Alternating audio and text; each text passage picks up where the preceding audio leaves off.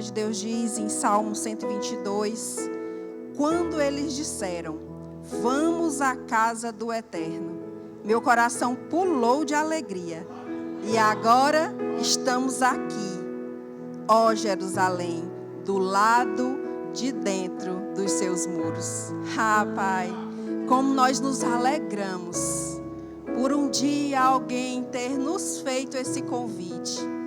Nós abençoamos a vida dessa pessoa, cremos que o seu galardão está guardado em Ti, que essa pessoa alcançará as bênçãos do Senhor sobre a vida dela. E hoje, Pai, nós desfrutamos da Sua presença por causa disso. Nós nos alegramos em estar em Ti, em estar do lado de dentro dos Seus muros e saber que só o Senhor é Deus, que nós não somos nada sem Ti, que a nossa suficiência, a nossa dependência está no Senhor. Apresentamos a Ti a nossa manhã, o nosso dia, com todo louvor, com toda a gratidão do nosso coração, porque só o Senhor é digno. Aleluia. Glória a Deus. Bom dia, queridos. Graça e paz. Seja bem-vindo. É muito bom ver você aqui e compartilhar desse tempo com você. Amém? Glória a Deus. Nós queríamos orar, abençoar a vida dos aniversariantes da semana. Quem aniversariou essa semana ou está aniversariando hoje, nascimento, novo nascimento, casamento, nós gostaríamos de orar por você. Amém? Glória a Deus, que bênção.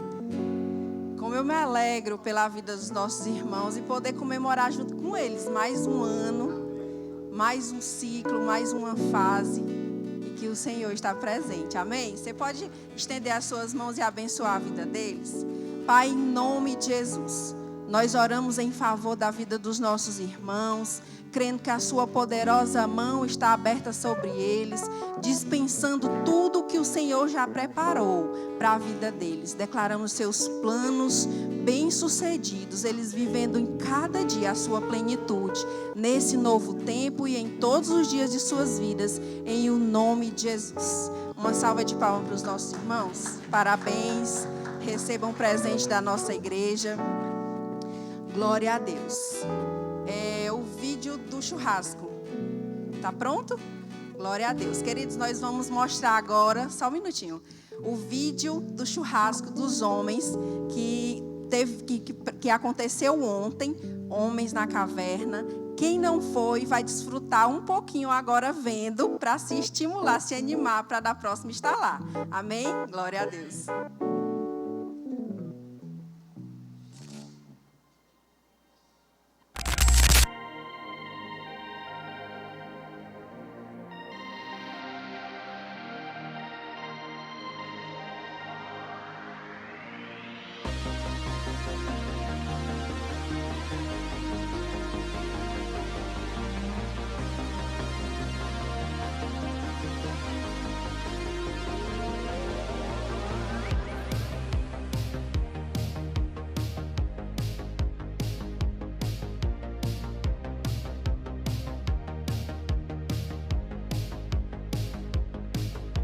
Take a look back in the rearview mirror. Look at all the things that I know you've done for me.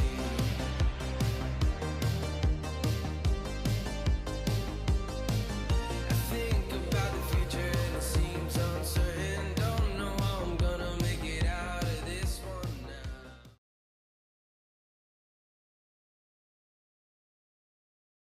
Para eles e que eles desfrutaram da presença do Senhor entre os irmãos. Amém? Então vamos conhecer um pouco da nossa programação semanal, Verbo News.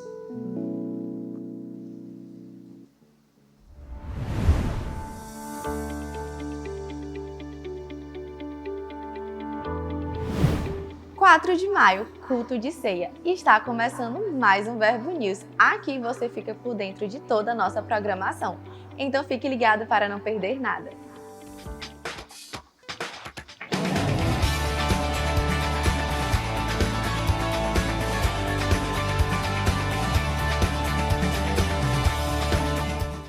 Bem-vindo ao nosso culto. Como está sinalizado na igreja, nossas programações são transmitidas ao vivo e registradas pela equipe da comunicação. Essa é a forma encontrada para divulgar o que acontece aqui de forma institucional. Nosso objetivo não é captar imagens individuais. Caso haja alguma restrição, por gentileza, fale com um dos colaboradores do Departamento de Comunicação ou o diácono mais próximo. Ao entrar em nossa igreja, você estará consentindo com o uso da sua imagem para esse propósito.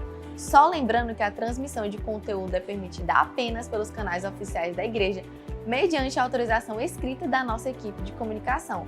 Agradecemos a compreensão de todos e bom culto! Na terça, nos encontramos no Verbo em Casa. Esse é o momento perfeito para termos um tempo de comunhão, estudo da palavra e edificação. Essa visão está alcançando Teresina e Timon, e se você ainda não está participando de algum VC, eu quero te convidar a encontrar um grupo mais próximo da sua casa e se envolver.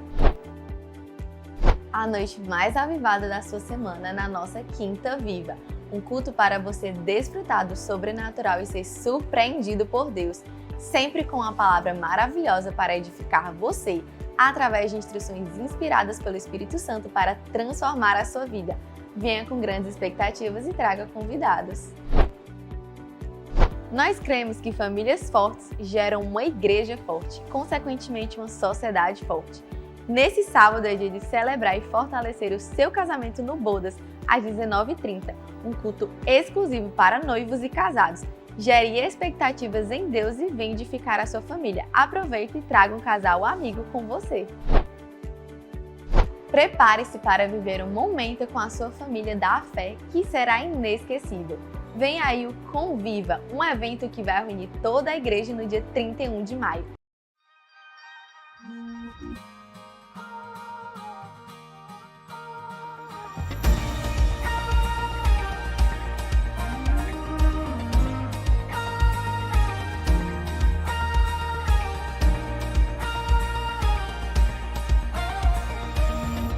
I wanna dance like David, I want a faith like Paul.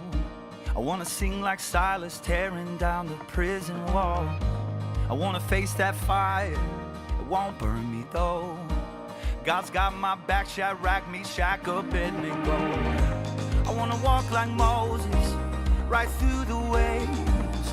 One day I'll see that promised land no longer slaves. Though the fear is talking, no, it can't take out my faith. I'm gonna praise, I'm gonna praise. I praise the mountain moving, body raising, breaker of chains. Gonna praise, I'm gonna praise. I praise the heaven seated, undefeated, highest of names. That's who I praise. Hey, that's who I praise. That's who I praise. Desfrutaremos juntos de um tempo de comunhão, de lazer e de edificação. Para participar, passe no balcão de informações ao final do culto e faça já a sua inscrição. Se você é um lifezeiro de verdade, esse aviso é para você. Em julho teremos um evento que vai marcar a sua vida. Olha só o que vem por aí.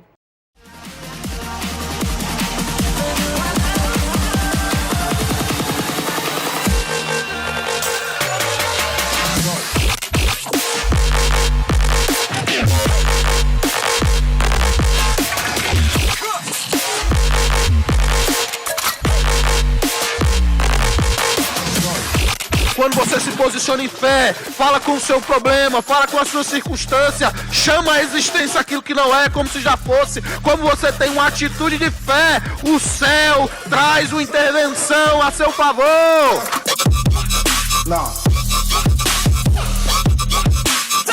Fala, lifezeiros, como estão as suas expectativas?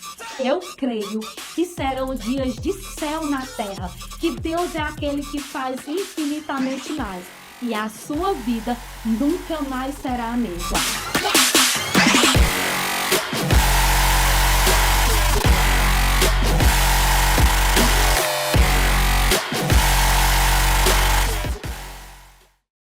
As inscrições para o Life Camp já começaram, então você que é adolescente já pode garantir a sua inscrição no valor promocional do primeiro lote.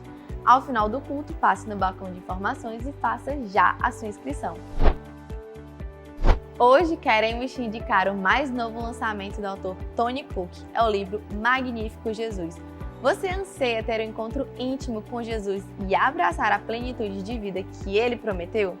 Deseja conhecer Jesus não apenas como uma figura histórica, mas como seu Senhor sempre presente, aquele que vive para sempre?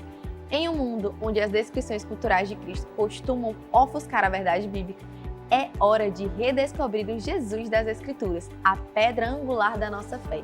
Prepare-se para ter os seus olhos abertos para uma visão grandiosa e inigualável do Messias. Neste livro, há um tesouro de percepções bíblicas que farão você descobrir a missão e o ministério de Jesus como nunca antes. Conheça Jesus intimamente e viva em sua liberdade abundante. Então não perca mais tempo. Passe hoje mesmo no Verbo Shop e garanta já esse lançamento. O Verbo News termina aqui, mas você pode continuar conectado com a nossa igreja pelas redes sociais. Tenha uma semana abençoada e até mais! Glória a Deus, quanta programação maravilhosa, né? Então vamos lá, eu gostaria de destacar duas principais, entre aspas, as duas que eu gostaria de dar um destaque maior a respeito da convivência, do Conviva, que nós teremos a oportunidade de ter as nossas famílias passando o dia todo em comunhão durante um dia 31 de maio. Então, passa no balcão de informações, paga a sua inscrição, paga a inscrição da sua família, garante a sua vaga e desfruta de um tempo precioso para a sua família, para a nossa família, para a nossa igreja. Amém? E a segunda é o Life Camp. Queridos, o Life Camp vai acontecer no mês de junho, já próximo mês. O primeiro lote já se encerra dia 15 de maio. E eu garanto que vai ser o melhor investimento da vida dos seus filhos adolescentes. Faz um esforço, se esforça. Se você não tem filho adolescente, você conhece algum, investe na vida dele. Sabe, queridos, é tão precioso nós blindarmos os nossos jovens antes dele se expor ao mundo, na faculdade, na escola. Então, investe na vida do seu filho adolescente, passa no balcão de informações, garante a vaga dele. As meninas me informaram que está passando cartão para garantir a sua vaga, garantir a vaga do seu filho ou de algum jovem, de algum adolescente que você conhece. Amém? Glória a Deus. Então, vamos para a próxima etapa. Nós gostaríamos de conhecer você que está nos visitando pela primeira vez. Se é a primeira vez da sua vinda aqui na nossa igreja, nós gostaríamos de lhe dar um abraço, de lhe dar as boas-vindas. Alguém? Primeira vez? Não? Vamos lá. Dando continuidade, você pode abrir comigo em Provérbios 3, verso 9.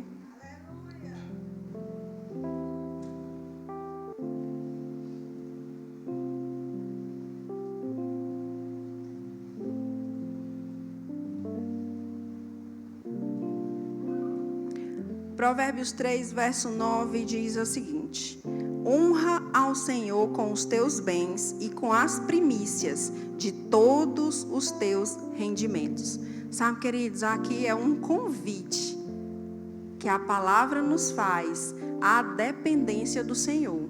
Sabe, no início eu falei que a nossa dependência está nele. E a nossa dependência estando nele, todas as áreas das nossas vidas dependem dele. E os nossos bens, a nossa área financeira não está excluída disso. Todas as áreas das nossas vidas estão ligadas ao Senhor.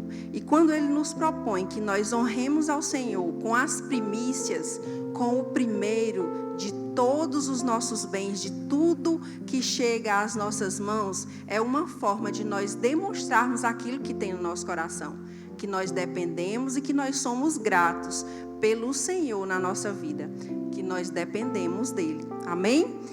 E o verso 10 diz que irá acontecer algo, terá uma consequência pelo que nós fazemos, e se encherão com fartura os teus celeiros, assim como transbordarão de vinho. Sabe, queridos, nós não fazemos por causa do verso 10.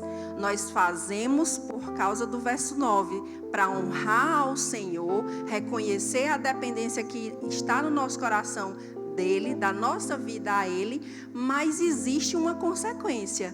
Nós seremos fartamente alcançados pelas bênçãos do Senhor. Amém? Você pode separar seu dízimo, a sua oferta, você pode fazer da forma tradicional, pegando esse envelopinho que está na sua cadeira, ou das formas digitais, com o Pix que está aqui no telão, ou com as meninas lá atrás, através de cartão de crédito ou débito, assim também como você, que está nos acompanhando online. Tem o QR Code, tem a chave Pix na sua tela, não vai faltar a oportunidade de você fazer isso. Amém? Glória a Deus. Você pode levantar a sua mão ou seu envelope. Pai, em nome de Jesus, apresentamos ao Senhor o nosso coração. Diante de Ti reconhecemos a nossa total dependência em todas as áreas, Pai, das nossas vidas. As nossas finanças, as nossas emoções, o nosso físico, tudo, Pai, depende de Ti. Então nós apresentamos a Ti os nossos dízimos, as nossas ofertas, sabendo que só o Senhor é Deus nas nossas vidas. Obrigada, em nome de Jesus. Vem com alegria, querido. Se você trouxe, só um minutinho, gente, perdão. Se você trouxe o alimento para participar do projeto Bem na Hora, essa é a oportunidade, certo? Antes que houvesse chuva eu plantei, antes que houvesse música eu dancei, antes de acontecer eu vi, antes que eu pudesse ver eu criei, antes da porta se abrir eu bati, e antes de receber eu pedi, antes que eu pudesse achar eu busquei, pela fé em Deus tudo conquistei.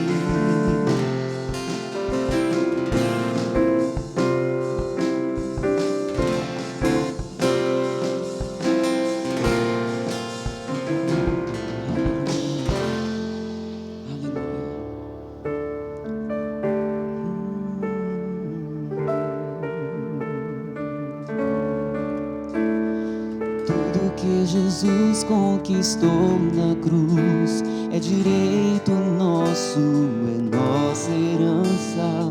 Todas as bênçãos de Deus pra nós, tomamos posse em nossa herança.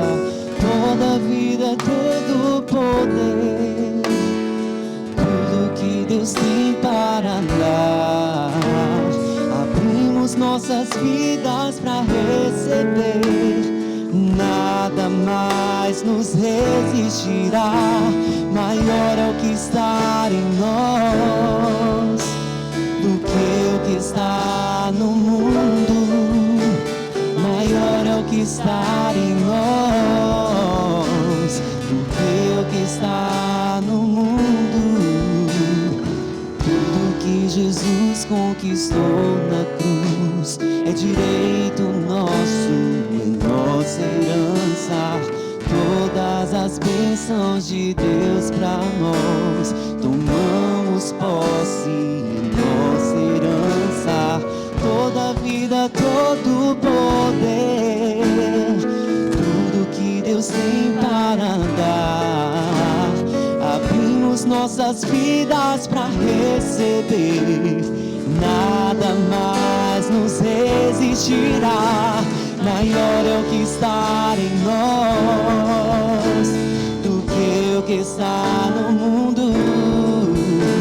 Maior é o que está em nós do que o que está no mundo. Você pode dizer: maior é o que está em nós do que o que está no mundo. Maior é o que está em nós do que o que está no mundo. Aleluia. Nós te amamos, Senhor, te bendizemos. Te damos o melhor do nosso louvor nessa manhã. Te adoramos na beleza da tua santidade. Temos temos contemplado os teus feitos, temos desfrutado do teu amor, da tua graça nas nossas vidas. E como nos alegramos no Senhor. O Senhor é a nossa alegria, a nossa paz, o nosso refúgio, o nosso refrigério. Te bendizemos nessa manhã, que o teu nome seja exaltado. Contamos, Pai, com a tua graça, com a tua misericórdia. Contamos com uma porção da tua sabedoria nessa manhã, para que possamos receber da tua preciosa palavra. Fala conosco, Senhor, conforme o teu querer. No nome de Jesus, quem crê diz amém. Glória a Deus. Pode sentar. Gente, obrigado. Que bênção. Você está pronto para receber uma palavra que vai mudar a sua vida? Graças a Deus. Ontem nós tivemos o churrasco dos homens. Foi uma grande bênção. Entramos na carne, mas também entramos no espírito. Graças a Deus. Foi um tempo maravilhoso. Quem estava lá sabe, foi precioso demais. E Deus tem uma boa porção para nós nessa manhã. Você crê nisso? Abre comigo lá em João, capítulo 16, verso 33. Graças a Deus. João 16, 33.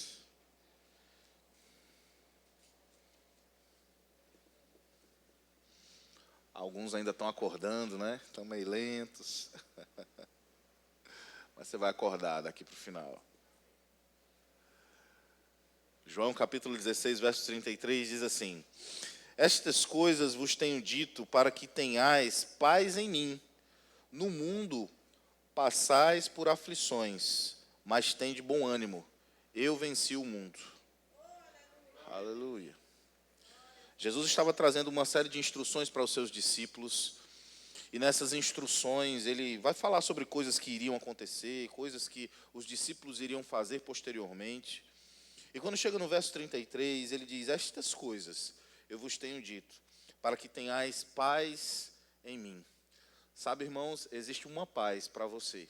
Mas essa paz não é a paz que o mundo dá, mas é a paz que Cristo tem para cada um de nós.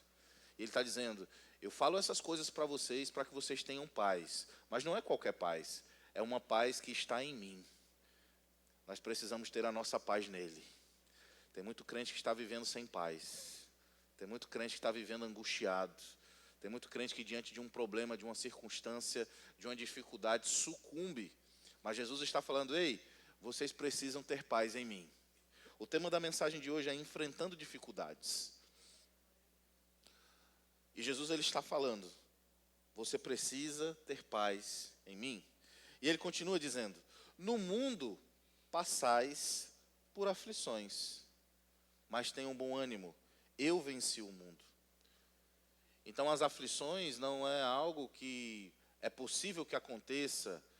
Será que vai acontecer? Talvez aconteça. Não, ele está dizendo: olha, no mundo é certo, vocês vão ter aflições, vocês vão passar por dificuldades, vocês vão passar por problemas. Mas sabe de uma coisa? Isso não deve abalar vocês, isso não deve deixar vocês sem tranquilidade, isso não deve deixar vocês sem dormir, isso não deve deixar vocês preocupados, porque vocês precisam ter a paz em mim.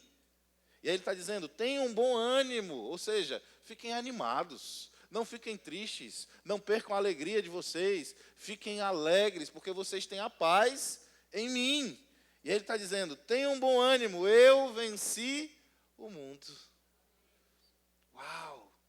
Meu Deus do céu, que palavra poderosa. A questão não é se vamos passar por problemas, se vamos enfrentar dificuldades, se as circunstâncias vão se levantar. Não, a questão é quando. Vai ter problema, vai ter dificuldade, vai ter circunstância. Ah, pastor, eu aprendi quando alguém me evangelizou na rua, me disseram que todos os meus problemas iam estar resolvidos, me disseram que eu não ia ter mais problema, não ia ter mais dificuldade, porque Jesus agora seria comigo. Mas veja, Jesus não está dizendo isso. Ele está falando: olha, no mundo vocês vão passar por problema, por dificuldade, por circunstâncias. Vocês vão enfrentar tribulações, vocês vão passar por aflições. Mas isso não deve preocupar vocês, isso não deve tirar a paz de vocês, isso não deve tirar o sorriso do rosto de vocês. Veja, ele começa dizendo que as coisas que ele tem dito é para que a gente tenha paz nele. Então a nossa paz precisa estar nele. Nós precisamos ter paz no Senhor. É interessante que às vezes a gente vai cumprimentar algum irmão e diz: paz do Senhor, varão, paz do Senhor, varoa. E isso muitas vezes perde o peso. A gente torna isso comum, essa frase se torna algo cotidiano para nós. E a gente acaba desprezando o poder que há nessa afirmação. Quando a gente fala paz do Senhor para alguém, a gente está falando sobre algo grandioso. A gente está falando sobre algo poderoso. Essa palavra paz, no Antigo Testamento, ela é a palavra shalom, no original, os textos originais em que a Bíblia foi escrita, a palavra que é traduzida por paz é a palavra shalom. Shalom significa segurança, shalom significa prosperidade, significa estar completo, alegre, não ter falta de coisa alguma. Significa você estar num estado de plenitude em Deus. E quando a gente fala sobre paz, né, a gente está falando paz do Senhor para alguém, a gente está falando sobre esse estado de segurança, de plenitude, de estar completo nele, de estar seguro nele. Amém. Então Jesus está falando, olha, eu estou falando essas coisas para vocês, para que vocês tenham paz, mas não é a paz do mundo. Sabe como é a paz do mundo? É aquela que a gente consegue olhar e ver que as coisas estão funcionando, as coisas estão acontecendo, que a gente está seguro, que a gente está bem, aí a gente está em paz. Mas a paz que Jesus nos oferece é uma paz completamente diferente. É uma paz que, ainda que a gente esteja vivendo um cenário caótico, ainda que a tribulação esteja acontecendo, ainda que ao nosso redor as coisas pareçam estar todas reviradas, destruídas, a gente tem paz nele. Porque a nossa paz não depende do exterior, a nossa paz está por dentro, a nossa paz está nele. E ele diz, no mundo, é interessante porque ele não diz, olha, no céu você vai passar por aflição. Mas ele diz no mundo, nessa vida. Essa vida que nós estamos aqui hoje. Nós estamos aqui, irmãos, como peregrinos. Talvez vamos viver 70 anos, 80 anos. Alguns vão chegar aos 90, outros talvez cheguem aos 100. Alguns até passem disso. Mas, de fato, é uma fração da vida eterna que nós temos com Deus. Então, ele está dizendo, olha, nesse mundo, no mundo, vocês vão passar por aflições. Estamos nessa vida como peregrinos, como passageiros. Essa vida não é a totalidade daquilo que Deus tem para nós. E está dizendo, enquanto vocês estiverem nesse mundo, vocês vão viver um cenário de hostilidade. Ser crente, né, nessa vida é você nadar contra a maré. Não é assim? Olha o cenário que a nossa sociedade vive. Né? Estão tentando a toda força uma agenda mundial onde se coloca esses princípios e valores distorcidos do diabo como algo comum, como algo certo para a sociedade. Nós vamos ver os filmes. Hoje, os filmes, o que acontece? É uma mulher empoderada, que é a mocinha, né, que é a principal, a personagem principal. Geralmente é uma mulher negra. O homem branco, geralmente ou ele é um bobão ou ele é o vilão. Não é assim? O que é isso, irmão? Os valores, tentando misturar questão racial, questão de gênero. A mulher que salva o homem, a mulher que supre o homem. Né? A questão do homossexualismo, da homossexualidade. Essas são as agendas, né, que estão agora na mídia, na sociedade, na cultura. Então, ser crente, defender valores cristãos, valores bíblicos, hoje é nadar contra a maré. Você se posicionar e dizer, olha, eu sou contra esse tipo de coisa. Não sou contra os homossexuais, não sou contra o empoderamento das mulheres. Cadê as mulheres empoderadas? Amém. Cadê as mulheres empoderadas? Você é empoderada, mulher. Mas não é porque você manda no seu marido, não é porque você é independente, não. Você é empoderada porque você tem o poder de Deus dentro de você. Aleluia. Você é empoderada porque você é filha de Deus. Você nasceu para ser um sucesso. Nasceu para dar certo. O plano de Deus não é o homem ser maior que a mulher. Pelo contrário. Deus amou tanto a mulher que levantou um marmanjo para cuidar dela. A Bíblia não diz que a mulher tem que se sacrificar pelo marido. A Bíblia diz que é o homem que tem que se sacrificar pela mulher. Então eu entendo que a mulher é algo muito precioso para Deus. A ponto de Deus falar para o marido, ó, marmanjo, ela é minha filha e você vai ter que cuidar dela a tal ponto que você vai ter que dar a sua vida por ela como Cristo fez pela igreja. Uau! Meu Deus! E ainda diz assim, ó, e você, marido, tem que amar a sua esposa. E você, minha filha, você só tem que se submeter a ele. Veja, a Bíblia não diz que a mulher tem que amar o marido. A Bíblia diz que ela tem que se submeter. Mas o marido tem que amar. Uau! Às vezes eu digo para a Saneira, eu brinco com ela, eu digo, olha, a Bíblia não diz que você tem que me amar, não. Então você não precisa concordar comigo, não. Mas a Bíblia diz que você tem que se submeter. Mas ela diz que você tem que me amar. Você está aqui, querido? Aleluia. Então há uma tentativa do diabo de distorcer os valores, os princípios, aquilo que Deus estabeleceu.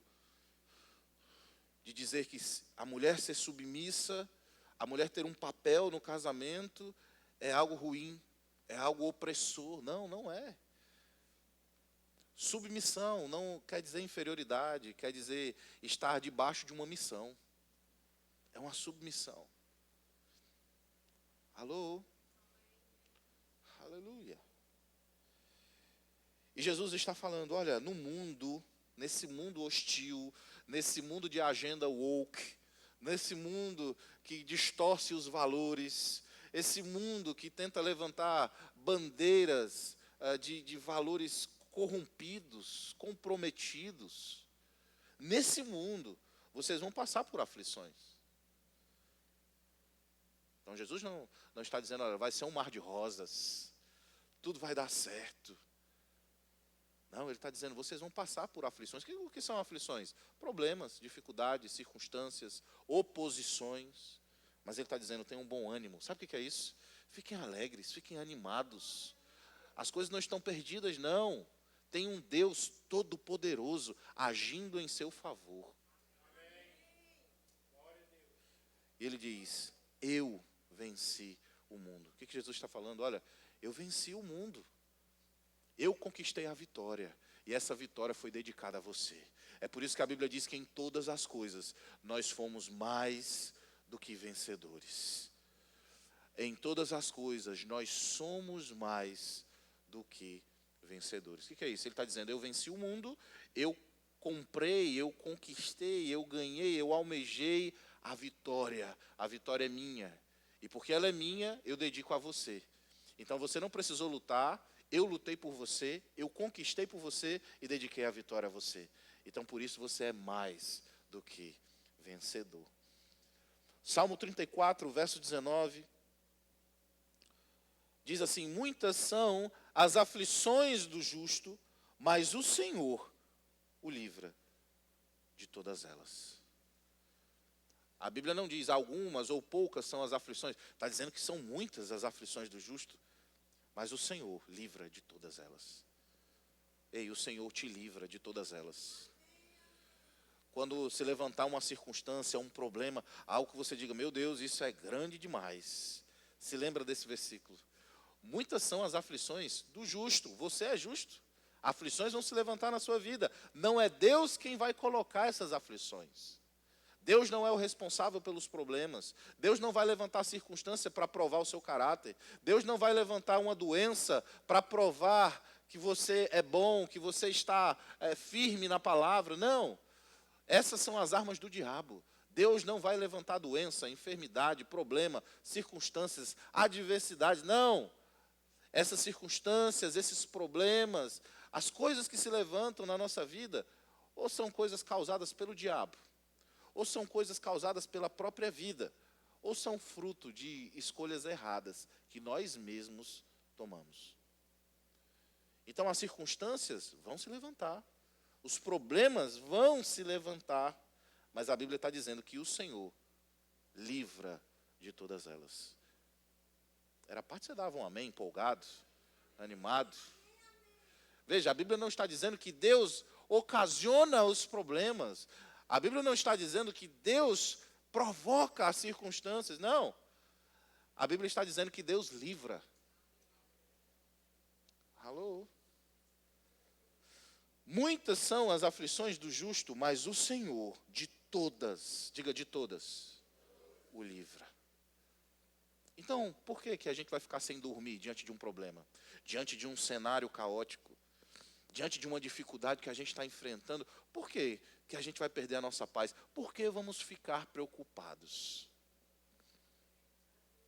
Vivemos numa sociedade onde as pessoas hoje estão atormentadas por síndrome do pânico, por crises de ansiedade.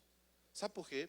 Porque elas se veem diante de problemas, diante de circunstâncias, e elas não conseguem ver a capacidade de solucionar esses problemas. E veja, a capacidade, ela não está em nós, mas está no Senhor. A Bíblia está dizendo que o Senhor vai livrar o justo de todas as aflições. Então, se nós temos a convicção, a certeza de que Deus livra as nossas vidas de todas as aflições, então por que nós vamos nos preocupar? Por que vamos deixar a ansiedade entrar? Por que vamos deixar a síndrome do pânico entrar? Porque temos uma certeza. E essa certeza é que o Senhor livra de todas elas. Você pode dizer todas elas? Tiago capítulo 1, no verso 2.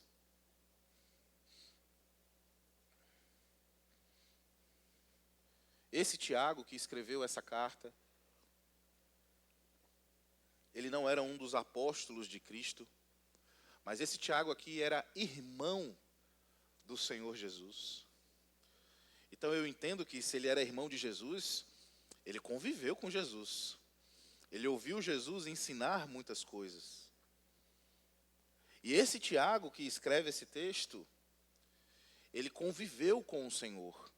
E ele diz algo interessante, ele diz assim: meus irmãos, tende por motivo de toda a alegria. Eu gosto disso, porque ele não diz assim, olha, tem um motivo de alegria, ou se alegrem. Não, ele está dizendo, tem um motivo de toda a alegria. Sabe o que é isso? Junta todos os momentos felizes e alegres que você teve com a sua família, que você teve com seus entes queridos, com pessoas que você ama, que você gosta, momentos de realização, momentos de satisfação. Você já viu quando a gente fica feliz e alegre, que é tanta alegria, é tanta emoção, que a gente até chora. Quem aqui já chorou de alegria? É sobre isso que Tiago está falando. Olha, entra num estado profundo de alegria. Lembra de momentos muito felizes que você teve, de grandes realizações, aqueles tão fortes que você chorou. Tenha um motivo de toda a alegria, junta todos esses momentos e coloca como um motivo de alegria para você. E ele diz, no quê? No passardes por várias provações. Parece desconexo o texto. Ora, como nós vamos nos alegrar com provações? Não gostamos de sofrimento, não somos masoquistas. Não queremos problemas, não queremos sofrer algo. A gente sempre está dizendo, olha, eu fujo de problema. Não, eu não quero problema, eu não quero discussão. Eu não quero entrar nessa daí, isso aí é uma fria. Mas Tiago está dizendo, olha, tenha um motivo de toda satisfação, de toda alegria, o passardes por várias provações. Parece desconexo. Mas ele está falando exatamente isso. Quando a provação vier, quando a dificuldade vier, quando o problema vier, ei, não fiquem tristes, não esmoreçam. Agora eu não vou mais para a igreja. Por quê? Porque eu estou passando um problema. Ô irmão, tudo bem, estou sentindo sua falta. Por que você não está vindo mais para os cultos? Ah, pastor, é porque eu estou passando por uns problemas. Estou percebendo você meio triste. É, pastor, é dificuldade. Como é que estão as coisas? Na luta, pastor, sabe como é? Mas veja, Tiago está falando exatamente o contrário. Quando você está passando por problema, quando você está passando por dificuldade, quando vier provação para você, tenha motivo de toda alegria. Aleluia! O problema vem, irmão, você precisa dar uma gargalhada. Você precisa se alegrar. E que alegria é essa, pastor? É uma alegria natural, humana, terrena? Não, é uma alegria sobrenatural. É uma alegria do alto. Tenham paz em mim, Jesus falou. Aleluia. Tem um motivo de toda alegria, o passardes. É interessante porque ele não diz o permanecerdes. Ele não diz o ficardes nas provações, mas ele diz no passardes. Ele está falando, irmão, que a provação, ela tem um prazo de validade. Ela é passageira na vida do crente. Tem um motivo de toda alegria no passardes, ou seja, a provação ela vai chegar e ela vai passar. Porque tem crente que se vê diante de uma dificuldade e pensa que aquilo vai durar a vida toda. Tem pessoas que dizem, pastor, é tanto problema na minha vida que eu estou como Jó. E muitas pessoas pensam, enganadas pelo diabo, erradamente, que Jó passou a vida toda com aqueles problemas que ele teve. Perdeu os filhos, perdeu o dinheiro, perdeu seus bens, perdeu sua saúde, perdeu sua esposa, perdeu tudo. E as pessoas pensam que o sofrimento de Jó durou a vida toda. Mas você sabia que o sofrimento de Jó só durou 9 meses? Ele passou por muita dificuldade, ele passou por muito problema, isso aí não resta dúvida. Mas às vezes a gente fica só conectado na história de Jó com os problemas que ele teve, as dificuldades que ele enfrentou. Mas a gente se esquece que a Bíblia também diz que depois Deus deu para ele tudo que ele havia perdido em dobro. Alguns historiadores e arqueólogos bíblicos dizem que Jó, antes do período que ele perdeu todas as coisas, ele era o homem mais rico do mundo. A fortuna dele era calculada em aproximadamente 200 bilhões, fazendo um cálculo aproximado do que ele tinha de bens com a nossa realidade hoje. Agora, a Bíblia diz que ele perdeu tudo, mas a Bíblia também diz que Deus deu para ele em dobro. Ora, se ele já era o homem mais rico do mundo, Deus dobrou isso. Alô? O sofrimento na vida do crente, o problema na vida do crente, tem prazo de validade. Qual foi o problema que você enfrentou? Vamos lá, vamos fazer um exercício, vamos lembrar o problema que você já passou, a dificuldade que você já enfrentou, que durou a vida toda. Que você lá, desde os 9 anos de idade até hoje, já está passando por isso. Qual é? Não tem. Talvez existem problemas que durem 1 mês, existem problemas que vão durar 6 meses, alguns até vão durar alguns anos. O fato é que ele tem prazo de validade, ele tem hora para começar e hora para terminar. Você está aqui? E Tiago está falando, olha, tem um motivo para você se alegrar. Não perca um sorriso no rosto, não perca a sua paz. Está passando por um problema muito difícil. E aí, irmão, como é que estão as coisas? Maravilhosamente bem. E eu ainda tenho mais uma novidade, só vai melhorar. Isso não é falsidade, isso é mentira, pastor. Não, isso não é mentira. Isso é fé, isso é confiança. A Bíblia diz, confia no Senhor de todo o teu coração e não te estribes no teu próprio entendimento. Reconhece-o em todos os teus caminhos e Ele endireitará as tuas veredas. Tem muita gente que está se estribando no seu próprio entendimento. Não, a Bíblia diz que nós precisamos confiar no Senhor. Para de se estribar. O que é se estribar? É você se apoiar. É aquilo que eu sei. Não, eu sou treinado para isso. Meu curso superior, eu já fiz um curso, eu já fiz um treinamento, eu sei lidar com esse problema, eu sei lidar com essa circunstância, eu sei fazer aqui, eu preciso de um jeitinho, eu preciso fazer aquilo, eu preciso fazer aquilo outro. Não, irmão, não é no seu jeitinho, não é na sua força, não se estriba no seu próprio entendimento, mas reconhece o Senhor. A nossa confiança precisa estar nele, reconhecermos ele. Há uma graça, há um poder sobrenatural atuando nas nossas vidas e nós vamos conseguir sim passar por esse problema, por essa dificuldade, por essa tribulação. E ele diz, sabendo, verso 3, Tiago capítulo 1, que a provação da vossa fé, uma vez confirmada, produz perseverança. A provação da nossa fé, uma vez confirmada, Diante dos cenários, diante dos problemas que a gente enfrenta, a nossa fé é provada. Não é Deus quem prova a nossa fé, não é Deus quem coloca a circunstância para que a nossa fé seja provada. As circunstâncias se levantam, os problemas vêm, ou por meio do diabo, por meio da oposição que a própria vida, a própria natureza nos causa, ou por meio de escolhas erradas que nós tomamos. As circunstâncias se levantam, os problemas se levantam, mas a nossa reação diante deles é o que vai determinar a aprovação da nossa fé. Diante de um problema, diante de uma circunstância, a nossa fé, ela é provada. Se a gente sucumbe, se a gente começa a chorar, se a gente procura resolver aquilo com o nosso braço, com a nossa força, a nossa fé está sendo provada e está sendo reprovada. Mas quando a gente se alegra no Senhor, tendo a confiança plena nele, entendendo que nele nós podemos todas as coisas, que em todas as coisas nós somos feitos mais do que vencedores, que ele, segundo a sua riqueza em glória, há de suprir em Cristo Jesus cada uma das nossas necessidades. Irmãos, a nossa fé é provada e ela é aprovada. E a Bíblia diz, uma vez confirmada essa aprovação, isso vai produzir perseverança. O que é isso? Veio um problema, veio uma dificuldade, veio uma circunstância, eu me mantive firme em fé, confessando a palavra, confiando no Senhor. Passei por aquele problema e aquilo gerou em mim perseverança. Eu fiquei fortalecido. Eu saí daquilo mais forte. Quem aqui já não ouviu aquele ditado? O que não nos mata, nos fortalece. Quem já ouviu isso?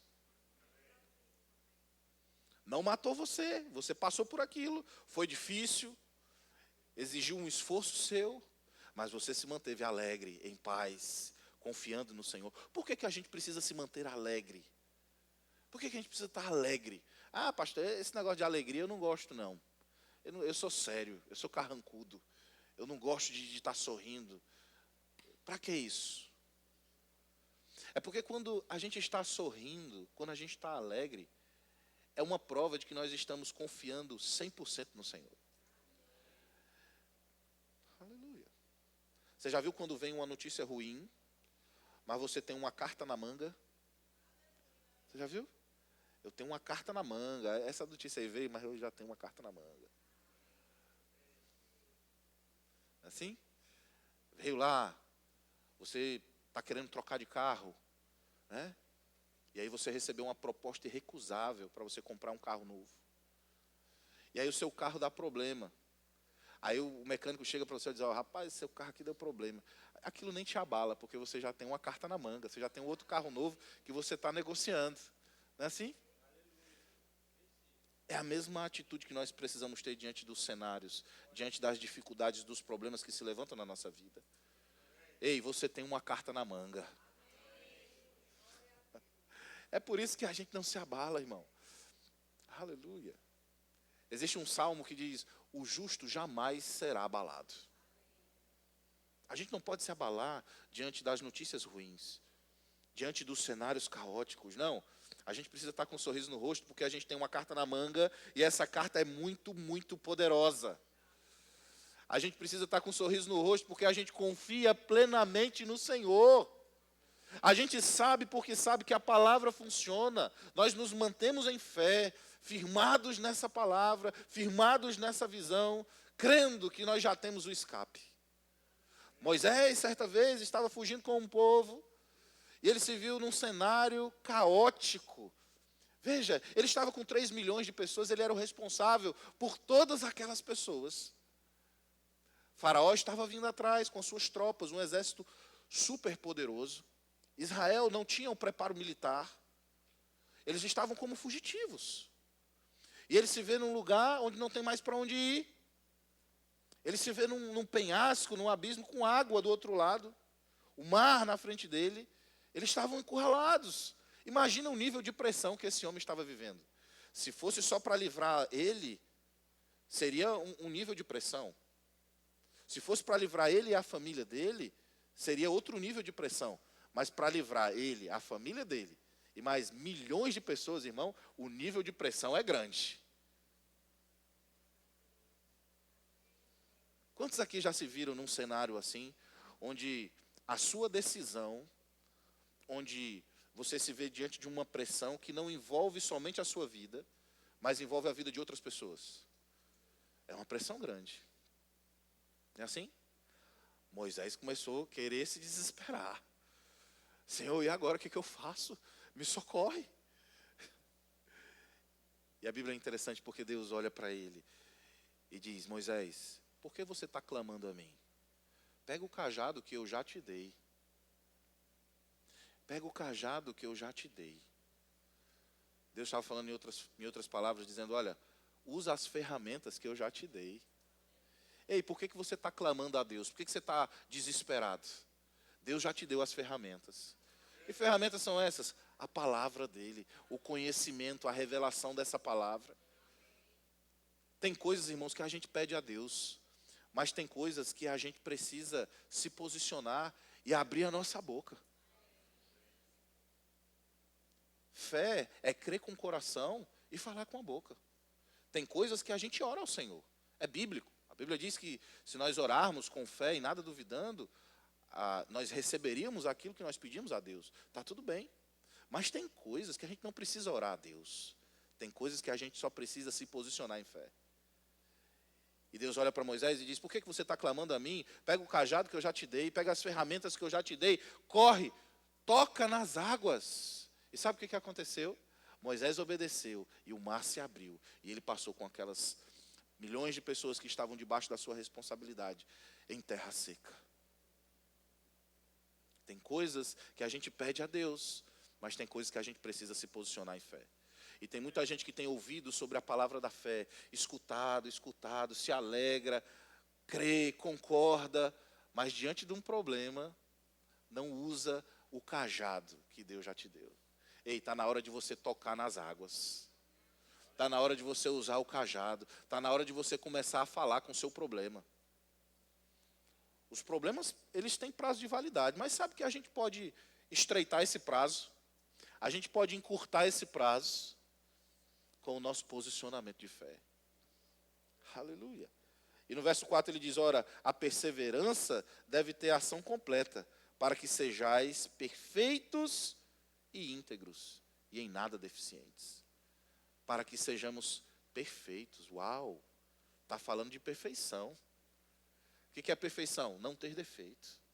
Para que sejamos perfeitos e íntegros, e em nada deficientes. Os problemas vão vir, as dificuldades vão vir, a gente se posiciona em fé, aquilo vai gerando perseverança em nós, vai nos fortalecendo mais e mais, vai trazendo mais segurança para nós, mais certeza para nós, e à medida que outros problemas vão vindo, a gente vai ficando mais tranquilo, a gente vai ficando mais certo, mais convicto. Ei, isso é perseverança, e essa perseverança ela vai ter ação completa, para que no final disso nós sejamos perfeitos e íntegros, e em nada deficientes. Você pode dar um glória a Deus bem alto? Aleluia. Tem muito crente fraco diante das circunstâncias. Eu gosto daquilo que a Bíblia diz em Provérbios capítulo 24, no verso 10, ele diz assim: se te mostras fraco no dia da angústia, a tua força é pequena. Olha para a pessoa que está do seu lado e diz assim: se você se mostrar fraco no dia da angústia, a tua força é pequena.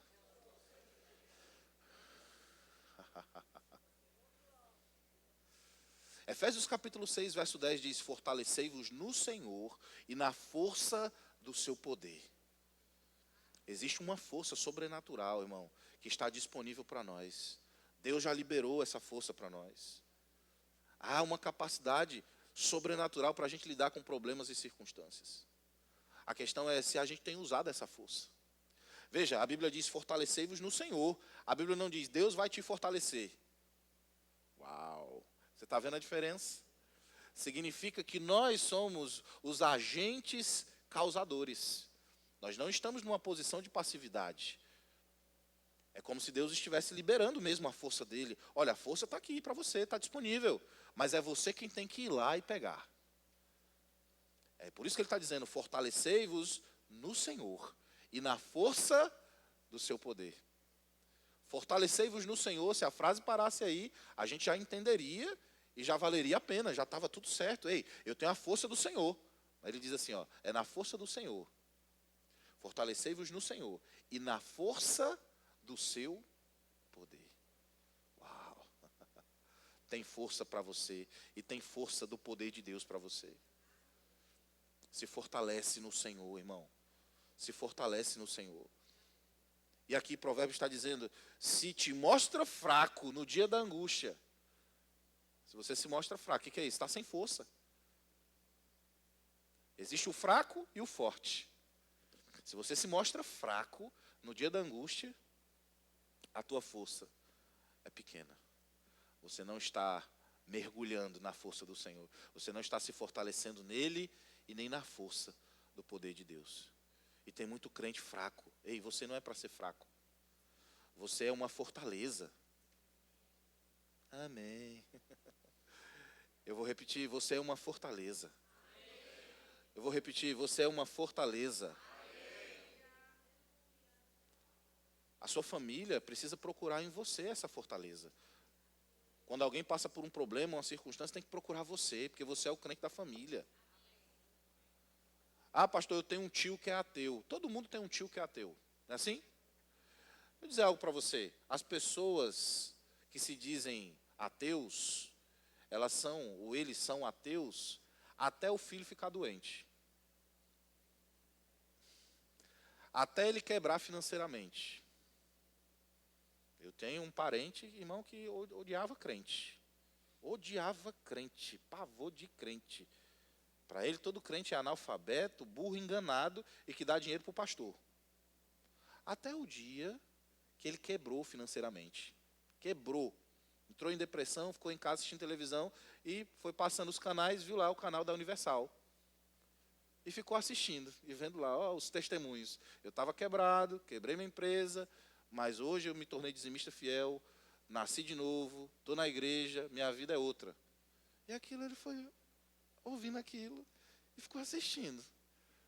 Aí no outro dia assistiu de novo, no outro dia assistiu de novo. Sabe o que foi que aconteceu?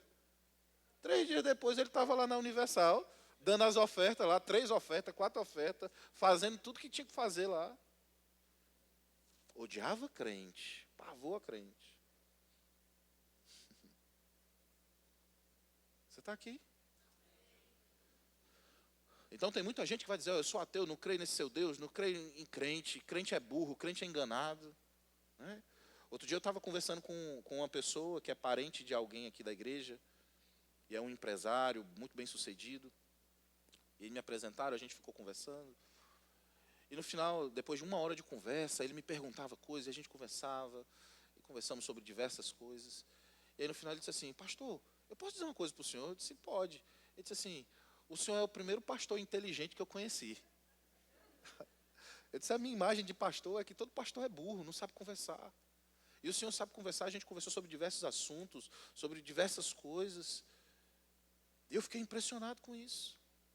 Eu disse, quer dizer que você achava que todo pastor era burro? Meu Deus do céu, é para ser exatamente o contrário. A reforma protestante, quando veio, os pastores, os primeiros pastores, eles eram considerados gênios. Eram pessoas que se destacavam, pessoas extremamente cultas, detentoras de conhecimento de diversas áreas, inclusive da ciência. Então, crente não é para ser burro, coisa nenhuma. Alô? Crente não é para ser ignorante. Crente é para ser culto, sim, saber sobre todas as coisas. Alô? Então, tem gente que é ateu, tem gente que não crê em Deus, até ter um problema. E eu quero dizer algo para você nessa manhã, você é a solução para o problema dessas pessoas. Então, se mostre forte, seja forte. Se fortalece no Senhor e na força do poder dEle. Saia desse nível onde você ainda está criando forças, aí você ainda está lidando com os seus... Não, irmão. A Bíblia fala que em todas as coisas você é mais do que vencedor. Se posiciona nessa verdade. No mundo tereis aflições, mas tenha um bom ânimo. Eu venci o mundo. Se posiciona nessas verdades, se fortalece no Senhor, entenda o poder que você carrega, entenda a unção que está atuando na sua vida, entenda a graça de Deus, que é uma capacidade sobrenatural para a gente lidar com coisas que naturalmente nós não conseguiríamos. E essa graça está atuando, operando na sua vida. Creia nisso, ande segundo essas verdades, para que você seja a solução do problema de outras pessoas.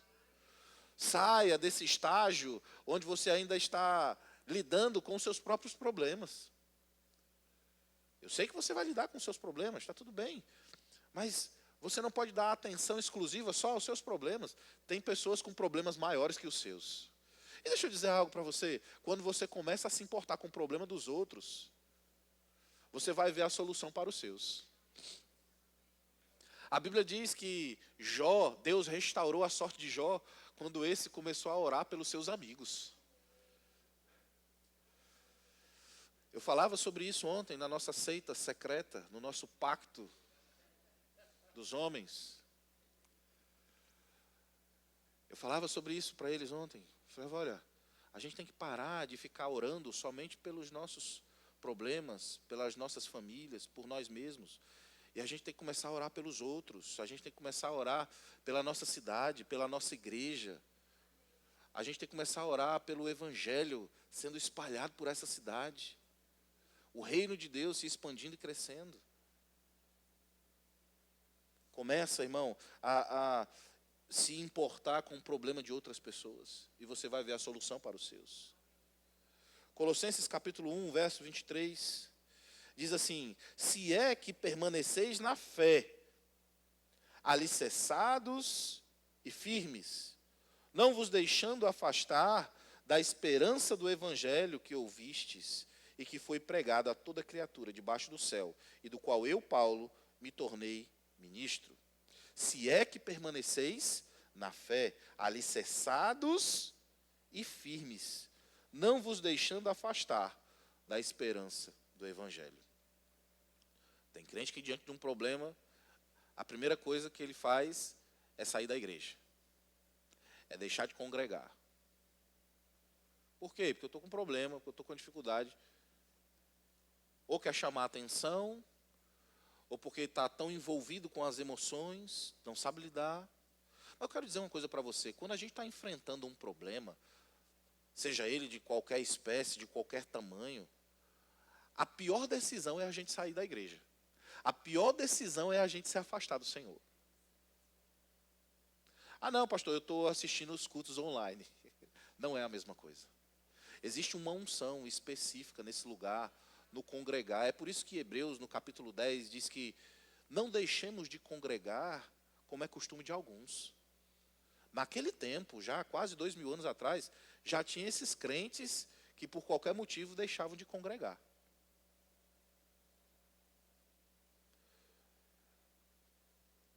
Quem aqui já ouviu aquela propaganda da Neston? Quem lembra do Neston? Quem tomou Neston aqui? Olha, só para dizer que vocês são novinhos, né? Levanta a mão aí, Laércio. Você tomou Neston sim, eu sei. Tinha um slogan, existem 1000 maneiras de preparar Neston. Invente uma, não é? Quem lembra? Existem 1000 maneiras de preparar Neston. Invente uma. Existem 1000 maneiras de deixar de congregar. Invente uma. Por que você não foi para a igreja? Dor de cabeça. Por que você não foi para a igreja? Chuva. De açúcar. Por que você não foi para a igreja? Briguei com meu marido. Por que você não foi para a igreja? Estava sem dinheiro. Tudo isso param você? Será que a sua firmeza no Senhor depende de circunstâncias? Quando a gente enfrenta algum problema, alguma dificuldade, irmão, a gente não pode sair debaixo da proteção do Senhor. E por que a gente fala tanto sobre o congregar, sobre o vir para os cultos? Porque quando a gente não está bem, o primeiro sintoma que vem é a gente deixar de congregar. Mas deveria ser o contrário, quando estamos passando por um problema, aí que a gente tem que vir para a igreja mesmo. Porque aqui há um ambiente, há uma atmosfera de unção. Não existe igreja online. Isso é uma mentira do diabo. Você sabia que isso só existe nessa geração? Nunca houve isso em todas as gerações da igreja. É por causa do avanço tecnológico. Hoje, nós podemos transmitir cultos. Então, o diabo colocou essa filosofia nova, essa tendência nova, onde a gente pode assistir o culto à distância. Mas Jesus, ele veio ao mundo para morrer numa cruz por nós, para trazer salvação ao homem, mas também para estabelecer a sua igreja. E igreja é ajuntamento. Alô? Senão nós estamos dizendo que Paulo, na sua primeira, segunda e terceira, e até alguns dizem que a quarta viagem missionária, foi em vão. Porque Paulo ia de cidade em cidade, pregava o evangelho, juntava um grupo de pessoas que criam naquilo que ele estava falando, e ele colocava numa casa, e lá ele estabelecia uma liderança. E isso era chamado de quê? Isso era chamado de quê? De quê, irmão? De igreja. Mas veja, Paulo não ia lá, juntava um grupo de pessoas, estabelecia uma liderança e dizia, ó, pronto, agora vocês podem ir para casa, que nós vamos fazer um culto online. Não. Havia um ajuntamento. Ei, igreja é ajuntamento. Igreja é ajuntamento. Igreja é a gente sentar junto para ouvir a palavra. É a gente adorar junto ao Senhor. É a gente sentar à mesa e fazer refeições juntos. Está vindo o Conviva aí. Oportunidade para a gente estar junto. Nós temos os VCs toda semana. É para a gente se ajuntar, sentar à mesa. Por que o VC tem lanche? Você já viu que o VC tem lanche? Aquilo é de propósito. Não é por causa da comida. É por sentar junto à mesa. Porque isso é ter comunhão. Isso é igreja.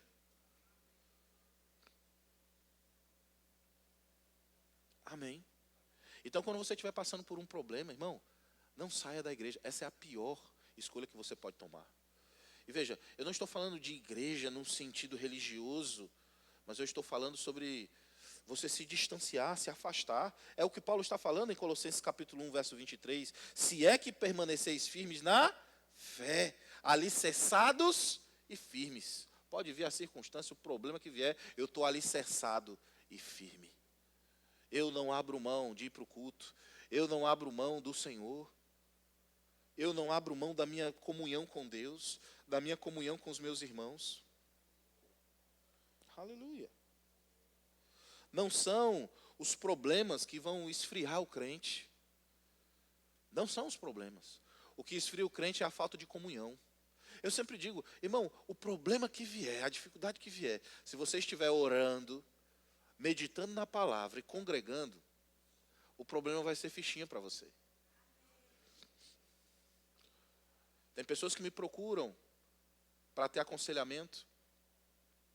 E uma das primeiras perguntas que eu faço para elas, quando elas falam sobre um problema, uma circunstância que elas estão enfrentando, eu digo sempre, como é que está a sua vida de oração? Como é que está a sua vida de meditação na palavra? Como está o seu congregar? Porque essas três perguntas, elas vão definir muito do que é a sua reação diante dos problemas. Alguém que está congregando, alguém que está tendo uma vida de oração, e veja, eu não estou falando de momentos de oração, mas uma vida de oração. Uma vez perguntaram para Smith Wigglesworth, um grande ministro do Evangelho, um grande avivalista, um homem que curou milhares de pessoas através do poder de Deus, e que tem no seu currículo 22, pelo menos, ressurreição de mortos. 22 pessoas foram ressuscitadas através do ministério de Smith Wigglesworth. Um homem tremendo no Senhor. E existiam outros pregadores na sua época. E certa vez ele sendo entrevistado por um jornalista, perguntaram para ele, irmão Smith, quantas horas por dia o senhor ora? Porque a gente vê outros pregadores que oram 8 horas por dia, 4 horas por dia, 5 horas por dia. Quantas horas por dia o senhor ora? Porque a gente vê os sinais, o poder de Deus agindo na sua vida, e a gente quer saber. E ele disse, não, eu não oro nem 1 hora por dia. E aí o jornalista ficou surpreso, como assim? O senhor não ora nem 1 hora por dia? Ele disse, não, eu não oro nem 1 hora por dia, mas eu também não fico nem 15 minutos sem parar de orar. uma vida de oração. Deus não te chamou para ter momentos, tempos de oração. Deus te chamou para ter uma vida de oração. E estamos falando sobre enfrentar dificuldades, enfrentar circunstâncias. Irmãos, a gente precisa estar fortalecidos no Senhor. E nós nos fortalecemos numa vida de oração. Nós nos fortalecemos numa vida de meditação na palavra. Eu vou meditar na palavra. Você tem meditado na palavra? O que é meditação? Meditar é você ler aquele versículo. E enquanto você lê, você para um pouco e você pensa, eu tenho praticado isso na minha vida? Se eu não tenho praticado, como eu vou praticar isso na minha vida? E depois você faz a terceira indagação. Você diz, a partir de hoje eu vou praticar isso na minha vida. Quando você faz isso, esse exercício, você está meditando na palavra. Então veja, meditar é muito mais profundo do que ler. A Bíblia não é um conjunto de livros comum, como uma revista, como um jornal. A Bíblia não é para ser lida, é para ser meditada. Os princípios da palavra têm que entrar dentro de nós. E tem muito crente que está aí, dando trabalho, que vive uma vida medíocre, que não tem resultados na sua fé, que diante de circunstâncias e cenários difíceis, ele sucumbe, se mostra fraco, porque não tem meditado na palavra. A palavra vai fortalecer você. Aleluia. E você não precisa ler um livro todo, um capítulo todo num dia. Às vezes, irmãos, basta um versículo. Um versículo. Se nós meditássemos em um versículo todos os dias, certamente a nossa vida seria muito melhor. Às vezes a gente precisa de um versículo. E aquele versículo pode fazer toda a diferença nas nossas vidas. Amém? 2 Tessalonicenses 2,15. Abre aí comigo. Nós já vamos encerrar. Sei que você já está aí esperando o momento de ir para o Coco Bambu.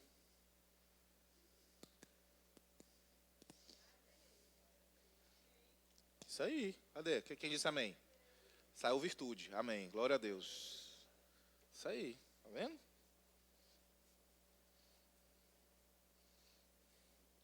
A gente morava em Fortaleza, a gente ia muito no Coco Bambu. Muito. E aí quando a gente chegou em Teresina, a gente passou uma fase muito difícil financeiramente. E aí eu me lembro que a gente passou um tempo grande sem ir no Coco Bambu. E aí um dia eu falando para a Samir, rapaz, eu estou com uma vontade de ir no Coco Bambu, a gente nunca mais foi. E fiquei com isso. No mesmo dia, irmão, eu recebo uma mensagem. Um casal disse assim, pastor, a gente não era os pastores ainda da igreja. Aí a pessoa conheceu a gente, aí disse assim, pastor, hoje à noite vocês têm alguma coisa? Eu disse, no mesmo dia que eu tinha falado. Eu disse, não, a gente não tem nenhum compromisso não. Aí disse assim, o senhor gosta de camarão? Eu disse, gosto. Aí disse, o senhor já foi no Coco Bambu? Aí eu disse, fui, conheço. Não conheço daqui. E aí ele disse assim, pois então, pastor, eu queria convidar o senhor e a Samis para vocês irem lá para o Coco Bambu, por nossa conta. Aí eu digo, rapaz, vê se não é Deus. E às vezes a gente fala assim, o Coco Bambu, aí a gente pensa, não, é muito distante. Né? Irmão, Deus, você não precisa de dinheiro para você desfrutar daquilo que Deus tem para a sua vida, não. A Bíblia não diz, o justo viverá de dinheiro. A Bíblia diz, o justo viverá da fé. Agora também não é você ser aquele gaiato que diz assim, ei irmão, tudo bom? E aí, quando é que a gente vai no Coco Bambu? Quando é que você vai me convidar? Não, irmão, isso não é fé, isso é gaiatice. Amém? Então, viva em fé, só Deus. Sabe o que é você viver uma vida de fé? São coisas que você só fala com Deus. Tem coisas que, veja, eu nem pedi para Deus, eu só desejei. Falei com a Samiri. Tem coisas que Deus ele vai atender, Ele vai mimar você. Deus quer mimar você. Mas tem coisas que você fala só com Deus, só Deus sabe. Aquela coisa que você diz, rapaz, só podia ser Deus.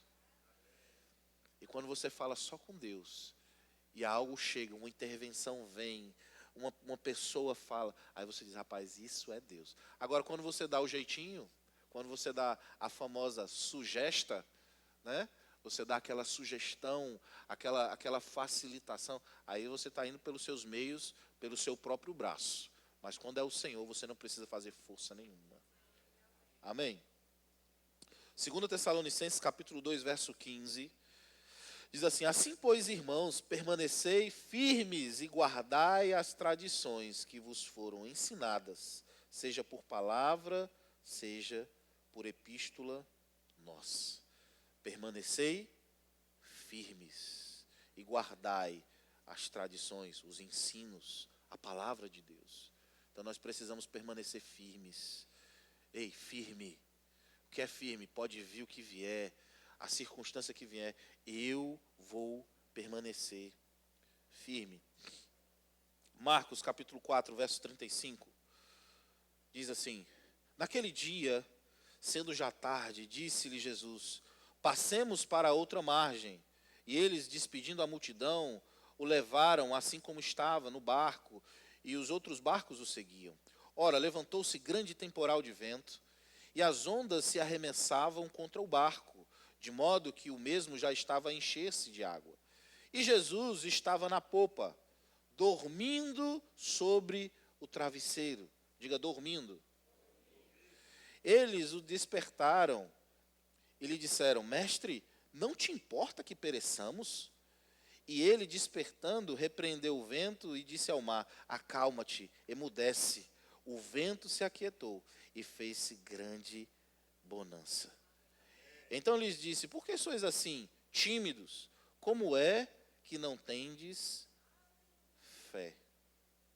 Olha que coisa interessante. Jesus estava com seus discípulos no barco, eles iam passar para o outro lado, eles estavam fazendo a vontade de Deus, eles estavam ali cumprindo o seu chamado ministerial. Estava tudo bem. Mas a Bíblia diz que então, no verso 37, se levantou grande temporal de vento. Por que a Bíblia não diz se levantou um temporal? Por que a Bíblia diz se levantou um grande temporal? Há uma ênfase aqui. Está falando de algo que não era normal para aquele tempo. Veja, na comitiva de Jesus, entre os seus discípulos, haviam pescadores experientes ali. Então eles conheciam o mar. Eles sabiam que naquela região, naquele tempo, naquela época do ano, naquele horário, não tinham tempestades. Porque se tivesse, eles certamente não teriam ido.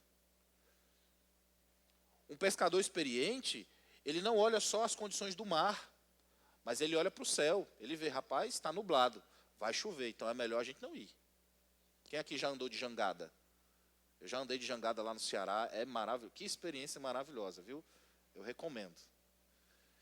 E a gente ia sempre lá, e um dia a gente chegou num horário já que não era o horário que a gente costumava ir.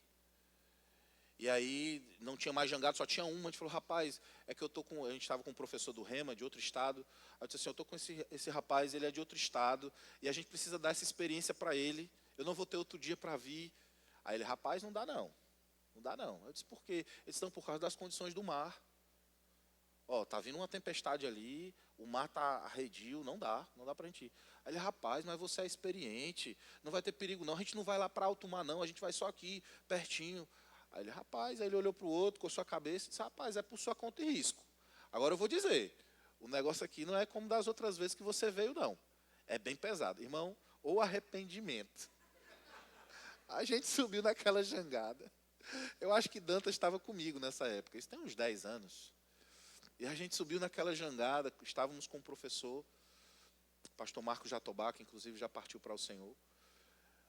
Irmão, que ondas eram aquelas? Eram ondas assim, ó, do tamanho desse teto aqui, ó.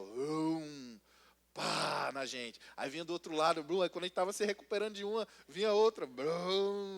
E o barco ia lá em cima, ficava quase que íngreme e descia de novo. Meu Deus do céu. Eu disse: rapaz, vamos voltar. Ele: não, agora não dá para voltar não. Agora você vai ter que esperar, a gente vai fazer o giro todo e vamos voltar. Mas que sensação terrível. Mas aqueles homens eram experientes. E quando a gente estava lá na praia, a gente não viu nada disso. As ondinhas bem fraquinhas lá. Mas o pescador experiente, ele sabe. Então veja, Jesus tinha na sua equipe pescadores experientes. Eles sabiam. Não era comum naquele tempo ter esse tipo de tempestade. Então eles foram para lá. Só que a Bíblia diz que levantou-se. Ou seja, é como se fosse algo repentino, pegou aqueles homens de surpresa. Mas a Bíblia diz que Jesus estava dormindo. Olha só, eu não sei como que Jesus estava dormindo, porque eu enfrentei uma tempestade dessa, parecida. Irmão, o barco faz assim, vai para baixo, falta virar, você diz, agora vai virar, aí não vira, aí volta. É um negócio desesperador. Eu fiquei imaginando, como é que Jesus estava dormindo nesse cenário? A minha paz eu vos dou. As ondas podem estar gigantescas, a tempestade pode estar terrível, grande tempestade de vento, mas a minha paz, a paz de Jesus, ela nos impede de estar interagindo com aquele cenário. A gente fica num estado de proteção, de confiança tão grande, irmãos. E aí a Bíblia diz que ele estava dormindo e os discípulos com medo. Você imagina, pescadores experientes com medo de morrer por causa do cenário caótico da tempestade. Não era qualquer tempestade. Muito provavelmente essa tempestade, ela foi ocasionada pelo próprio diabo. E Jesus estava fazendo a vontade de Deus. Veja, não foi Deus quem mandou aquela tempestade, porque Jesus repreendeu. Jesus não ia repreender o Pai. Você está aqui? Se ele repreendeu é porque era algo maligno. Jesus não ia repreender a força da natureza, não foi a força da natureza. Aquilo era algo maligno para matar Jesus, para impedir Jesus e os seus discípulos de cumprirem um plano de Deus. Então entenda que às vezes vão haver dificuldades que a gente pensa assim, rapaz, é muita dificuldade, então não é de Deus não. Quem já passou por isso? É muita dificuldade, é muita provação. Não, isso aí não é, Deus não está envolvido nisso não. É verdade que tem alguns contextos em que há tanta dificuldade que não é Deus que está envolvido. Mas existem outros que por causa da dificuldade da circunstância a gente pode ter a certeza. Ei, Deus está envolvido. Isso aí é o diabo se levantando. Tem decisões, escolhas que a gente toma e que a gente está sendo guiado pelo Espírito, que muitas oposições vão se levantar. Grandes tempestades de vento vão se levantar. Por quê? Porque o diabo está vendo, ele está percebendo o cenário, ele está dizendo, rapaz, esse cara vai cumprir o plano de Deus. Essa mulher vai cumprir o plano de Deus. Então eu preciso causar algum tipo de transtorno para ele. Eu preciso trazer algum tipo de oposição para ele. Foi exatamente o que Jesus passou. Mas veja, Jesus se levanta e a Bíblia diz que ele repreende. Verso 19, verso 39. E ele, despertando, repreendeu o vento e disse ao mar. Quando as dificuldades aparecerem na nossa vida, irmão, a gente precisa começar a repreender. Para de ficar calado. Para de ficar aceitando aquela dificuldade. Não, a gente sabe que vai passar, mas não significa que a gente vai aceitar. E as nossas armas não são carnais, mas são poderosas em Deus para destruir fortalezas. Então começa a repreender esse vento e começa a falar com o mar. Tem circunstâncias e problemas que vão se levantar na sua vida que vão ser vento. E tem outras que vão ser mar. Para algumas você vai ter que repreender, para outras você vai ter que falar.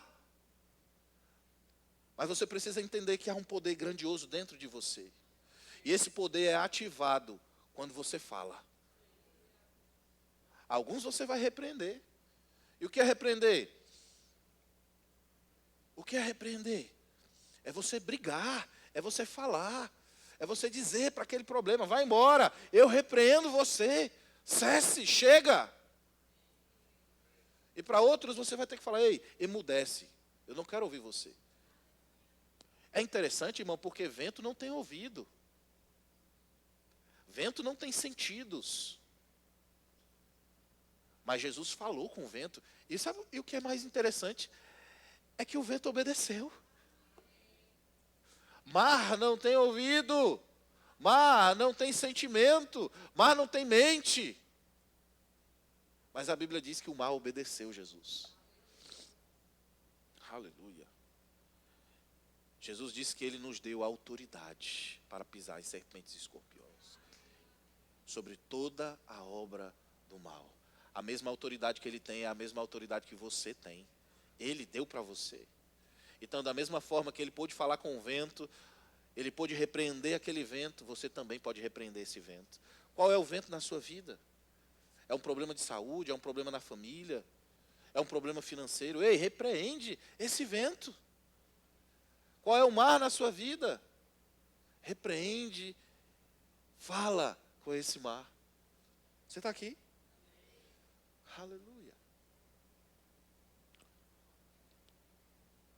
Provérbios 19:3 diz assim: a estultícia do homem perverte o seu caminho, mas é contra o Senhor que o seu coração se ira. Às vezes a gente lida com problemas que nós mesmos ocasionamos e a gente pensa, foi Deus que causou, foi Deus que fez. E ficamos chateados com o pastor, chateado com a palavra da fé, chateado com o irmão, chateado com a igreja. Mas fomos nós mesmos que causamos. Mas não importa, irmão, se foi você que causou o problema, se foi uma escolha errada sua, o que importa é que você tem autoridade para repreender o vento e para falar com o mar. Então, diante de cenários, diante de problemas, de dificuldades e circunstâncias, lembra, você em todas as coisas é mais do que vencedor. Vamos ficar de pé?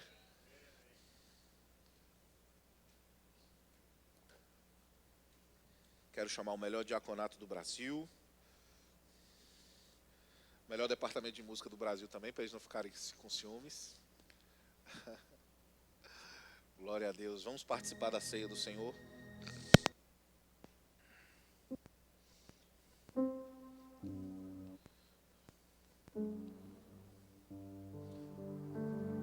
Mas antes de participarmos da ceia, eu quero fazer um convite muito especial. Se você está aqui nessa manhã, foi convidado por alguém, está vindo pela primeira vez, ou a segunda, ou a terceira, não importa. Mas você ainda não tomou a decisão de receber Jesus como Senhor da sua vida. Eu não estou perguntando se você conhece Jesus, porque, de fato, certamente você conhece Jesus. Ele é o homem mais famoso da história da humanidade. Todo mundo conhece Jesus. Mas o que muda as nossas vidas, a nossa trajetória, a nossa eternidade, não é a gente conhecer Jesus, mas é a gente entregar a nossa vida a Ele. Jesus, certa vez, conversando com um religioso da sua época, ele disse que é necessário nascer de novo. E esse religioso perguntou, como pode um homem sendo adulto voltar ao ventre da sua mãe?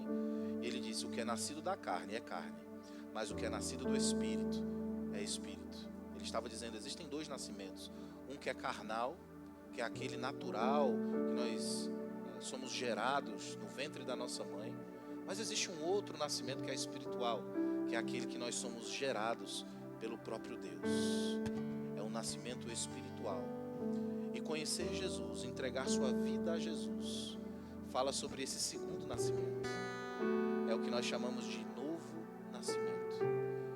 E receber Jesus é entregar sua vida a Ele, é tomar uma decisão, onde você não é mais o Senhor da sua vida, mas Ele se torna o Senhor da sua vida. E quando você toma essa decisão de todo o seu coração, confessa-o com a sua boca, aí sim você vai passar pela experiência do novo nascimento. É uma experiência totalmente espiritual, não tem a ver com seus sentidos, não tem a ver com seus sentimentos, mas tem a ver com o plano e o propósito de Deus se cumprindo na sua vida. Então, se você ainda não tomou essa decisão, eu quero convidar você. Ah, mas eu não entendo muito bem, eu estou com vergonha. O reino de Deus é para pessoas fortes. E talvez você ainda nem saiba a força que você tem. E Deus está falando com você nessa manhã. Essa é a sua oportunidade. Onde está você? Faz um sinal com a sua mão. Eu só quero orar por você. Tem alguém que ainda não recebeu Jesus, que deseja fazer isso nessa manhã? Essa é uma manhã que pode mudar a sua vida para sempre, a sua história para sempre. Tem alguém? Todos crentes, todos salvos. Glória a Deus. Por que é que eu faço esse convite antes da ceia? Porque a ceia do Senhor é uma ordenança estabelecida pelo próprio Jesus para a sua igreja. Assim como o ID, assim como o batismo, são os 3 pilares, as 3 principais ordenanças que Jesus deixou para a sua igreja, para fazermos juntos. E eu faço esse convite antes porque a ceia é somente para filhos. Quem nasceu de novo é que se torna filho de Deus. A Bíblia diz em João, no capítulo 1, no verso 12, todos quanto receberam, Deus deu o poder de serem feitos filhos de Deus. E a ceia é só para filho. Se você ainda não recebeu Jesus, consequentemente não nasceu de novo e não se tornou filho de Deus, você hoje é uma criatura, mas não um filho. Se você não é filho, você não pode participar da ceia. Então eu vou pedir para que, se você, por um acaso, ficou constrangido e você não recebeu Jesus ainda, você tem essa oportunidade de fazer isso ainda hoje. Pode nos procurar no final, procurar alguém da nossa equipe. Nós vamos ter o prazer de orientar você, de orar com você e de explicar para você os próximos passos que você precisa dar. Mas você não pode participar da ceia sem que você tenha tomado essa decisão. Amém? Você que está nos visitando hoje, se tem alguém nos visitando, fique livre para participar da ceia conosco. Afinal de contas, nós somos o corpo de Cristo aqui na terra. Somos uma grande família, independente das denominações. Então sinta-se livre, convidado para participar da ceia do Senhor conosco. Eu queria abrir com você lá em 1 Coríntios, no capítulo 11, vamos lá do verso 28, diz assim: examine-se, pois, o homem a si mesmo, e assim coma do pão e beba do cálice. Pois quem come e bebe sem discernir o corpo, e esse corpo aqui, ele está falando sobre o corpo de Cristo, não o nosso próprio corpo. Ele está falando, quem come e bebe sem discernir o corpo, come e bebe juízo para si. A ceia é um memorial, não um memorial de pecados, mas um memorial do Senhor. O próprio Jesus disse que todas as vezes que nós participarmos da ceia, nós devemos fazer isso em memória dele. Então nós estamos nos lembrando do sacrifício na cruz do Calvário, mas também estamos nos lembrando da sua ressurreição. Jesus disse que aquele que não participa da ceia ou não come da sua carne e nem bebe do seu sangue, não tem a vida nele mesmo. Mas nós somos filhos e vamos participar porque nós temos vida nele. Amém? Então, eu quero convidar você para a gente poder render graças por esse momento, esse memorial, não de pecados, mas um memorial do sacrifício, da ressurreição. E juntos, como família, nós vamos participar. Amém? Pai amado, em nome de Jesus, nós te damos graças por esses elementos, o pão sem fermento, que representa o corpo de Cristo, que sem pecado foi moído e traspassado no nosso lugar. Aqui também está o suco de uva, que representa o sangue de Jesus, que foi vertido, derramado também no nosso lugar. Senhor, nós te damos graças por esse grande sacrifício. Muito obrigado, porque através do teu Filho nós temos salvação, vida eterna, alegria, porque nós somos novas criaturas no Senhor. E é um privilégio para nós participar desse momento tão solene, mas também desse momento tão alegre. Fazemos isso com todo o nosso coração, com todo o nosso respeito, com toda a nossa reverência, com todo o nosso amor, com toda a nossa dedicação. Que honra, que privilégio poder fazer parte do corpo de Cristo. E de fato, somos o corpo de Cristo aqui na terra. Somos uma grande família. E eu declaro que nada vai poder destruir ou minar a nossa unidade. Estamos aqui como irmãos. Aqui não tem classes sociais. Aqui não tem poder aquisitivo. Aqui nós somos todos irmãos em Cristo. Aqui nós somos todos membros de um só corpo. Fazemos parte de uma grande família. Eu declaro a nossa unidade inabalável, inquebrável, em nome de Jesus. Consagramos esse tempo a você e te damos graças, no nome de Jesus. Quem crê diz amém. Nós vamos cantar uma música agora, enquanto isso os diáconos vão servir a ceia, Mas eu vou pedir para que você não participe ainda. Aguarde até que todos tenham recebido. E em seguida nós vamos fazer juntos.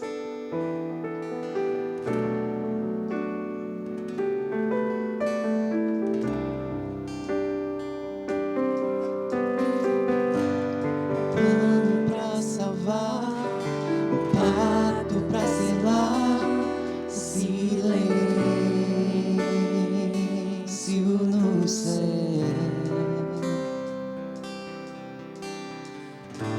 Resgate e salvação, encheu seu coração, ele nem hesitou.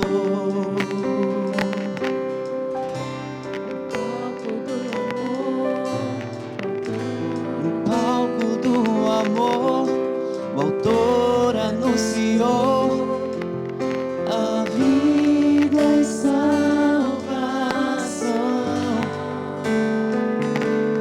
Tudo que ele fez foi obedecer o plano que Deus escreveu. E quando a minha história parecia ter chegado ao fim, a sua graça me alcançou. E quando tudo parecia estar perdido naquela cruz, o seu sangue me libertou.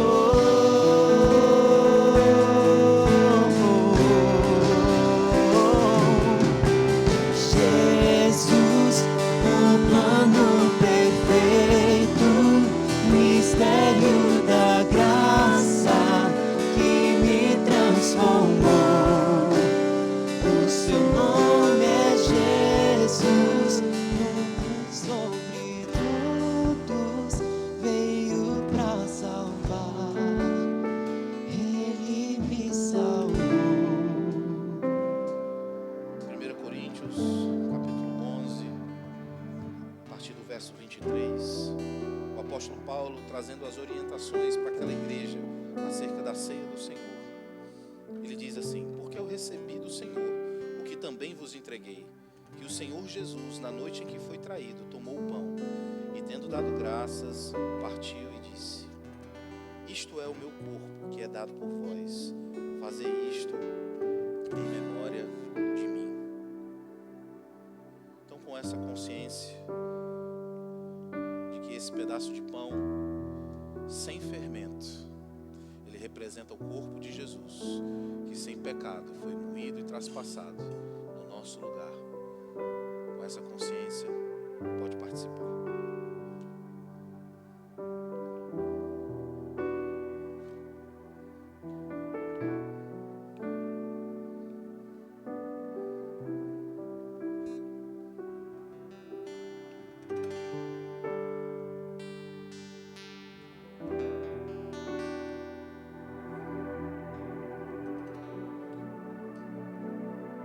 No verso 25 diz assim: por semelhante modo, depois de haver ceado, tomou também o cálice, dizendo: este cálice é a nova aliança no meu sangue. Fazei isto todas as vezes que o beberdes, em memória de mim. Em memória dele, conscientes de que esse suco de uva representa o sangue de Jesus, que foi derramado no nosso lugar. Entendendo também aquilo que a Bíblia nos diz em Isaías, no capítulo 53, a partir do verso 3, que diz que certamente Jesus levou sobre si as nossas dores e as nossas enfermidades. O castigo que nos trouxe a paz estava sobre ele, e pelas suas feridas, por onde o sangue foi derramado, nós fomos curados e sarados. Se você tiver alguma enfermidade no seu corpo, algum sintoma, alguma dor, você também pode receber a sua cura participando. Com essa consciência, participe.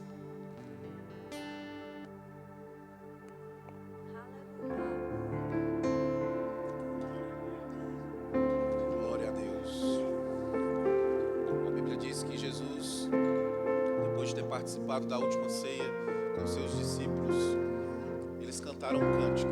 Então vamos cantar um cântico, amém? Glória a Deus. Canta minha alma a ti, Senhor, para o teu louvor, para o teu louvor. Pra liberdade me libertou, a graça me salvou, a graça me salvou. Canta minha alma a ti, Senhor, para o teu louvor, para o teu louvor. Pra liberdade me libertou, a graça me salvou, a graça me salvou. Oh, oh, oh. Canta minha alma, oh, canta ao Senhor, oh, rende-lhe sempre todo louvor, todo louvor. Canta minha alma a ti, Senhor, para o teu louvor, para o teu louvor. Pra liberdade me libertou, a graça me salvou, a graça me salvou. Canta minha alma a ti, Senhor, para o teu louvor, para o teu louvor. Pra liberdade me libertou, a graça me salvou, a graça me salvou. Aleluia. Glória a Deus. Que bênção. Sabe, queridos, nosso culto está chegando ao fim, mas antes eu gostaria de trazer algumas indicações literárias. Quando terminar, você passa no Verbo Shop e adquire alguma delas, amém? A primeira é O que fazer quando a fé parece fraca e a vitória perdida, do irmão Reagan. Atravessando as tempestades, que livros preciosos, do irmão Tony Cook. E Onde está Deus durante a minha tempestade, também do irmão Reagan. Então passa no Verbo Shop, adquire algumas dessas literaturas e acrescenta aquilo que o Senhor tem para mim e para a sua vida, amém? Só lembrando, passa no balcão de informações para você pegar mais informações ou até mesmo garantir logo a sua vaga e da sua família no Conviva, que vai acontecer dia 31 de maio esse mês. E do seu adolescente no Life Camp. Lembrando que o primeiro lote encerra dia 15 e você pode passar cartão. Amém? Então tenha um domingo abençoado, uma semana debaixo da poderosa mão do Senhor. E lembrando, o seu telefone vai tocar com boas notícias em nome de Jesus. Amém?